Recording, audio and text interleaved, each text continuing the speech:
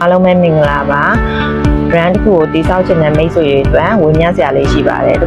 ချို့က brand တစ်ခုကိုတည်ဆောက်တဲ့ brand လုပ်တဲ့ဘာကို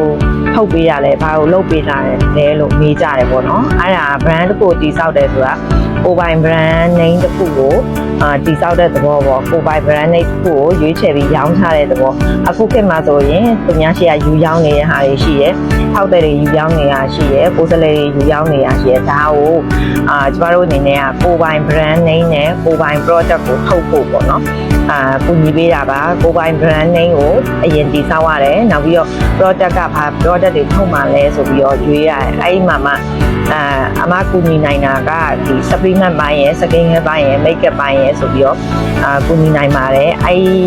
skin care ပိုင်းမှာဆိုလို့ရှင်လည်းအများကြီးရှိရယ် serum ရှိမယ် toner ရှိမယ် နှုတ်ရည်ရှိမယ်အများကြီးရှိရယ်ပေါ့နော်နောက်ပြီးတော့makeup ပိုင်းမှာဆိုလည်း makeup တွေအများကြီးရှိတယ်နှာခမ်းတွေရှိမယ် makeup ရှိမယ် foundation ရှိမယ် supplement မှာဆိုလို့ရှိရင် detox ရှိမယ် collagen ရှိမယ်